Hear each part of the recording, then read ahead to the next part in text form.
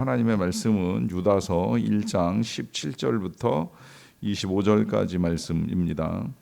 신약성경 398면입니다. 유다서 1장 17절부터 25절까지 말씀입니다. 하나님의 말씀을 저와 여러분들이 한 절씩 교독으로 받들어 읽겠습니다. 사랑하는 자들아, 너희는 우리 주 예수 그리스도의 사도들이 미리 한 말을 기억하라. 그들이 너희에게 말하기를 마지막 때에 자기의 경건하지 않은 정욕대로 행하며 조롱하는 자들이 있으리라 하였나니, 이 사람들은 분열을 일으키는 자며 육에 속한 자며 성령이 없는 자니라. 사랑하는 자들아, 너희는 너희의 지극히 거룩한 믿음 위에 자신을 세우며 성령으로 기도하며 하나님의 사랑 안에서 자신을 지키며 영생에 이르도록 우리 주 예수 그리스도의 긍휼을 기다리라. 어떤 의심하는 자들을 긍휼히 여기라. 또 어떤 자를 불에서 끌어내어 구원하라. 또 어떤 자를 그 육체로 더럽힌 옷까지도 미워하되 두려움으로 긍휼히 여기라. 능히 너희를 보호하사 거침이 없게 하시고 너희로 그 영광 앞에 흠이 없이 기쁨으로 서게 하시리. 같이 읽습니다. 곧 우리 구주 홀로 하나이신 하나님께 우리 주 예수 그리스도로 말미암아 영광과 위엄과 권력과 권세가 영원전부터 이제와 영원토록 있을지어다. 아멘. 예, 오늘이 광복절입니다. 광복절은 뭐 다 아시겠지만 우리가 일제 35년의 억압으로부터 자유를 얻게 된 날입니다. 전적인 하나님의 은혜라고 믿습니다. 물론 독립투사들의 투쟁과 항일운동이 있기는 했었지만 그와 같은 것들로 능히 독립을 쟁취한다라고 하는 것이 절대 쉬운 일은 아닌 상황이었습니다. 그런 가운데 하나님께서 하나님의 은혜와 권세로 우리에게 자유를 주셨습니다. 다만 이 자유를 주신 이유를 우리가 정확하게 알아야 합니다. 광복을 통해서 국가적인 자유를 얻는 것도 중요한 일이었지만 우리는 뿐만 아니라 예수 그리스도로 말미암아 또 진리 가운데서 자유한 삶을 살게 해 주셨습니다. 이 자유는 이제 죄와 사망으로부터 자유를 얻게 하신 일이었는데 왜 하나님께서 우리에게 자유를 주셨는가 하는 이 문제는 우리가 끊임없이 해야 될 질문입니다. 왜냐하면 이 자유는 늘 자칫하면 방종으로 흐를 가능성이 많거든요. 이 고등학교 때까지 부모의 이 지배 아래 있던 자녀들이 대학 생활을 시작하면서 뭔가 나름 조금의 이제 자유를 얻게 되면 많은 면에서 이 자유를 누리고 싶어 합니다. 그런데 실상 그 자유라고 하는 것이 실제적으로 자유를 통해서 뭔가 가치 있는 삶을 실현하기보다는 때로 방종으로 흐를 가능성이 많잖아요. 또 실제로 이제 이 독립이라고 하는 것도 최근에 이제 그런 분석도 하더라고요. 학교 앞에서 자취를 하게 된 대학생이 나 이제 독립할 거야라고 말을 하면서 집을 나가기는 했는데 실상은 지리적으로 독립을 했을 뿐이지 경제적인 독립은 하나도 이루어진 것이 아니잖아요. 여전히 부모의 돈을 가지고 자취 생활을 하고 학교 생활을 하면서 나 독립하고 싶어라고 말하는 건 실제적인 이제 독립이 아니라는 것입니다. 독립은 다 분리가 되어야지요. 지리적 공간뿐만이 아니라 경제적으로도 그렇고 정신적으로도 독립이 되어야지요. 그래서 이 부모를 떠나 한 몸을 이루라고 할 때 이 부모를 떠나는 건 그 모든 것들이 이제 분리가 되는 것을 의미하는 거거든요. 공간만 분리됐을 뿐 실제로 계속 경제적으로나 심적으로 부모를 의지하고 있다고 한다면 그건 참 자유라고 말하기가 어렵습니다. 그런 의미에서 이 자유의 개념 쉽지 아니하지만 적어도 우리가 그리스도를 통해서 하나님이 우리에게 주신 자유를 얻었다라고 하면 왜 하나님이 우리에게 자유를 주셨는가 하는 이 문제를 깊이 생각을 해봐야 합니다. 이것을 구약에서는 이제 거룩이라고 하는 단어로 설명을 하고 있고요. 제가 봤을 때 신약에서는 거룩보다는 이제 경건이라고 하는 단어를 조금 더 많이 사용하는 것 같은데요. 크게 다르지 않다고 생각을 합니다.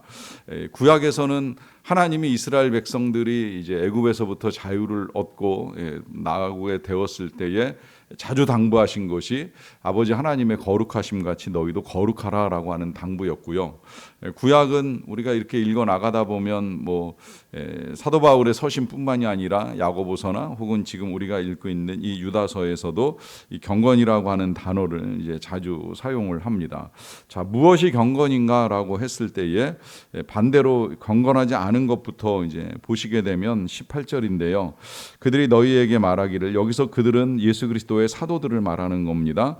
그들이 너희에게 말하기를 마지막 때에 자기의 경건하지 않은 정욕대로 행하며 조롱하는 자들이 있으리라. 이 말씀을 이미 다른 사도들도 많이 하셨다는 거예요. 그래서 경건하지 않은 것이 무엇이냐라고 했을 때 여기서는 이제 두 가지 정도 우리에게 알려주지요. 하나는 정욕대로 행하는 것입니다. 정욕대로 행하는 건 육체를 따라 살아가는 것이고 육에 속한 삶을 살아가는 것입니다. 이때 육에 속한 삶을 살아가는 것은 정욕, 그야말로 육신에 의해서 살아가는 것만을 말하는 것이 아니라요, 19절에서는 분열을 일으키는 것도 육에 속한 것이라고 말씀을 합니다. 또 성령이 없는 것도 육에 속한 것이라고 하면서 성령의 지배를 받지 않고 자신의 몸이나 생각, 마음의 지배를 받으면서 심지어 이제 가정이나 모든 공동체에 분열을 일으키는 일을 하고 있다고 한다면 실상은 경건하지 아니한 그리스도인이라라고 하는 사실을 말씀을 하고요.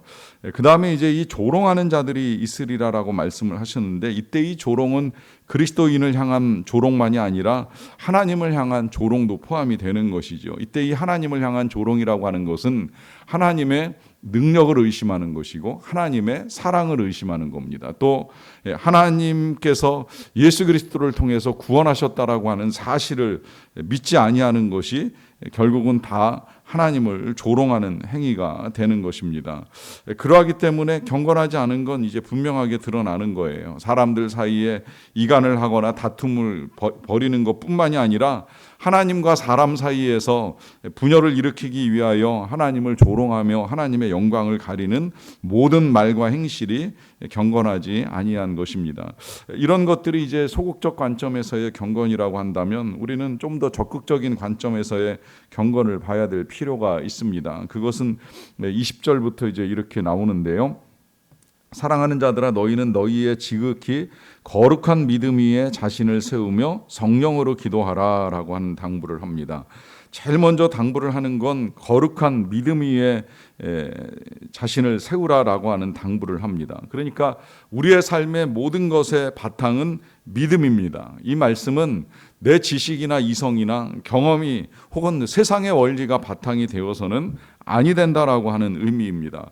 이때 이 믿음이라고 하는 건 오직 하나님의 사랑을 믿는 믿음이고 또 하나님의 은혜를 믿는 믿음이에요. 그래서 서두에 제가 이 광복이 하나님의 은혜라 이런 고백을 먼저 하는 것입니다. 물론 여러 가지 정치적, 국제적 관계, 사회적 운동들이 있었을 것이라고 하는 것을 모르지 않습니다만, 그러나 가장 중요한 건 이 모든 것들을 통해서 역사하시는 하나님의 강한 손길과 능력이 아니고서는 아니 된다라고 하는 믿음이 바로 우리가 이제 모든 삶을 믿음의 바탕 위에 세워 나가는 것이라 하는 의미입니다. 그러하기에 이어지는 21절에서는 하나님의 사랑 안에서 자신을 지키라라고 하는 당부를 하잖아요. 그러니까 지금까지 되어진 일들 속에서만 하나님의 사랑과 은혜를 믿는 것이 아니라 앞으로도 이루어질 모든 일들에 있어서도 하나님의 사랑과 능력을 신뢰하는 것을 말하는 거예요. 그 가운데서 나의 마음을 지키는 것이 지금 21절에서 당부하는 하나님의 사랑 안에서 자신을 지키는 것이고요. 그와 더불어서 이제 또 한 가지 21절 하반절에는 영생에 이르도록 우리 주 예수 그리스도의 긍휼을 기다리라라고 하면서 하나님이 우리에게 베풀어 주시는 사랑은 궁극적으로 이제 영생으로 연결이 되는데 그 영생이 이르도록 끝까지 하나님의 그 긍휼과 자비를 기다릴 것에 대해서 당부를 합니다. 그런데 그렇게 이제 말씀하시는 가운데에 중간에 보시면 자신을 세워나가는 과정에 성령으로 기도할 것을 당부합니다. 자, 성령으로 기도한다. 어떻게 기도하는 것이 성령으로 기도하는 것이겠습니까? 이것을 쉽게 가장 잘 이해하는 방법은 우리 예수님을 보는 것이라고 생각을 하는데요. 예수님도 하나님 앞에서 힘들고 괴로울 때 기도하는 모습을 적나라하게 이제 제자들에게 그대로 보여주셨어요. 그래서 야고보, 요한, 베드로가 예수님 기도하는 모습을 보다가 잠들기는 했지만 그 예수님의 기도의 태도가 그래도 그대로 우리에게 전달이 되어 있지요. 그 전달된 내용은 하나님의 은혜를 구하는 거예요. 예수님이 당하시게 될 그 고난 앞에, 또 실제 지금 겪고 있는 고난 앞에서 이 고난의 잔이 내게서 지나가게 해달라고, 옮겨달라고 간절한 마음으로 기도를 드립니다. 하지만 그 기도는 거기에서 멈추는 것이 아니라 내 뜻이 아닌 아버지의 뜻이 이루어지기를 위해서 기도를 드리지요. 여기서 예수님께서 우리 성령으로 기도하신다라고 하는 것이 이제 분명하게 드러나는 것입니다. 그것은 나만의 생각이 아니라 내 뜻이 아니라 하나님의 뜻, 하나님의 의지가 이루어지기를 함께 기도하는 것입니다. 자, 그러면 하나님의 뜻이 무엇이겠습니까? 이 하나님의 뜻과 더불어서 이제 이 경건이라고 하는 화두를 우리가 이제 좀 더 구체적으로 볼 수 있는 구절이 22, 23절에 이어지는데요. 이런 당부를 합니다. 어떤 의심하는 자들을 긍휼히 여기라. 또 어떤 불에서 끌어내어 구원하라. 또 어떤 자를 그 육체로 더럽힌 옷까지도 미워하되 두려움으로 긍휼히 여기라 합니다. 보시는 대로 반복해서 당부하는 건 긍휼히 여기라라고 하는 말씀입니다. 의심하는 자들이든지 불에 빠진 자 불에서 끌어내라 하는 이 말씀은 결국 아마도 이 지옥불에 빠질 수 있는 자들을 말씀하시는 것이라고 볼 수가 있겠고요. 그와 더불어서 이제 육체로 더럽힌 옷까지라도 이걸 미워하기는 하지만 두려움으로 긍휼히 여기라고 말씀을 하시면서 누구라도 그런 더러움에 빠질 수 있다는 사실을 알고 그를 불쌍히 여기는 마음, 그 긍휼히 여김을 계속해서 강조하고 있습니다. 이 긍휼히 여기라고 하는 건 말 그대로 자비를 베풀어라 혹은 이제 불쌍히 여기라 하는 말씀과 크게 다르지 아니한데요. 왜 의심하는 자 혹은 멸망에 빠지는 자, 더럽혀진 자를 불쌍히 여기라 하는 당부를 할까요? 그것도 두려움으로 긍휼히 여기라라고 하는 당부를 하는 이유가 어디 있겠습니까? 여러분, 긍휼이 필요하지 아니한 인생이 없기 때문입니다. 우린 다 하나님께로부터 뭐 더 나아가서 누군가에게 긍휼과 자비가 필요한 인생입니다. 왜냐하면 그 긍휼과 자비 없이 내가 하나님 앞에 당당하게 설 것이다라고 나 자신의 의로움을 인정할 사람이 어디 있겠습니까? 저는 혹 누가 그런 표현을 사용한다라고 한다면 그 사람이야말로 정말 불쌍한 사람이라고 여겨집니다. 왜냐하면 자신이 얼마나 더러운지, 자신이 얼마나 더럽혀진 존재인지를 미처 깨닫지 못하고 살아왔고 또 그렇게 계속 살아갈 가능성이 많기 때문이지요. 그러니까 이제 그런 자들을 불에서 끌어내어 구원하라라고 하는 당부를 하시면서 불쌍히 여길 것을 강조해 주는 것입니다. 여러분, 우린 다 하나님의 긍휼이 필요합니다. 그 긍휼이 필요한 궁극적인 이유를 24절에서 이렇게 말씀하시는데요. 능히 너희를 보호하사 거침이 없게 하시고 너희로 그 영광 앞에 흠이 없이 기쁨으로 서게 하실리 하나님 앞에 우리가 서게 되기 때문입니다. 그러니까 이 말씀은 결국 우리가 다 하나님의 영광 앞에 선다는 거예요. 다만 그 영광 앞에 흠이 없이 설 것이냐 아니면 더러운 옷을 입고 부끄럽고 추한 모습으로 설 것이냐라고 하는 건 사람마다 조금 다르게 나타나겠지요. 그런데 우리가 어찌 하나님의 영광 앞에 흠이 없게 설 수가 있겠습니까? 그것은 하나님의 긍휼하심을 믿고 우리도 긍휼을 베푸는 삶을 사는 거예요. 하나님께서 그 긍휼하심으로 우리를 자유케 하셨다는 사실을 믿고 그 자유함이 방종의 기회로 만들어가는 것이 아니라 오히려 그 자유함을 가지고 사랑으로 서로 종노릇하는 삶을 살아가도록 하기 위한 것입니다. 그렇게 살아갈 때야 하나님께서 우리에게 주신 이 자유가 참 자유가 되는 것이고 또 우리가 궁극적으로 영광스러운 하나님 앞에 서게 될 때에 부끄러움 없이 흠 없이 서게 되는 은혜를 누릴 수 있기 때문입니다.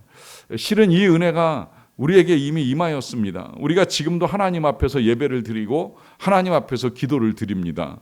무슨 자격으로 설 수가 있겠습니까? 그저 우리를 긍휼히 여겨주시는 하나님의 은혜와 자비가 아니었다라고 한다면 감히 이 자리에 설 자가 어디에 있겠습니까? 오늘도 그 은혜를 믿고 의지하며 나온 분들 아니시겠습니까? 그러하기에 오늘도 그 자비 그 긍휼 믿고 구하시고 또 세상에 나가서는 그 긍휼히 여기는 삶을 살아갈 수 있는 저와 여러분 다 되시기를 간절히 축원합니다. 기도하겠습니다. 사랑과 은혜가 풍성하신 아버지 하나님 감사합니다. 하나님의 크신 은혜와 사랑을 진심으로 감사드리옵나이다. 모든 것이 하나님의 은혜입니다. 우리에게 광복을 통하여 자유와 해방을 주신 은혜를 감사드리옵나이다. 십자가와 부활의 은혜를 통하여 우리에게 죄로부터 사망으로부터 하나님의 진노와 저주로부터 자유를 얻게 하신 은혜를 감사드리옵나이다. 더불어 우리가 그 긍휼하심을 힘입고 이 아침에도 하나님 앞에 나아가 기도하며 하루를 시작하고 예배하며 찬양하며 하루를 시작할 수 있는 은혜를 베풀어 주신 것을 감사드리옵나이다. 전적인 하나님의 은혜입니다. 그 긍휼과 자비로 우리에게 이와 같은 은혜를 베풀어 주셨기에 우리는 또다시 하나님의 은혜를 구하며 나아갑니다. 그 은혜가 아니었으면 여전히 죄와 더불어 살아가는 인생들, 아니 지금도 죄악 가운데 방종하고 방탕할 수밖에 없는 연약한 자들을 향한 하나님의 은혜와 사랑을 진심으로 감사를 드리옵나이다. 아버지 하나님, 그 은혜를 힘입어 이 아침에도 주의 자비하심을 구하옵나니 긍휼이 필요한 처소마다 또 주의 백성들마다 주의 은혜를 내리워 주시옵소서. 능력 가운데 하나님께서 고쳐주시고 변화시켜 주시고 새롭게 하여 주시고 강건하게 하여 주시기를 원합니다. 우리는 여전히 하나님의 사랑과 능력을 신뢰합니다. 주께서 하셔야만 된다는 사실을 믿고 기도를 드립니다. 하옵나니 여전히 병상에 계신 모든 부모님들을 치유하여 주시고 회복시켜 주시고 은혜와 긍휼을 베풀어 주시기를 원합니다. 바라옵기는 이 모든 것들이 주의 은혜와 능력으로 이루어지되 주의 뜻 가운데서 이루어지게 하여 주시옵소서. 하나님의 선한 역사, 선한 뜻이 이루어짐으로 말미암아 우리는 그 은혜 앞에서 또다시 감사와 찬송을 올려드리는 모든 주의 백성들로 살아가게 하여 주시옵소서.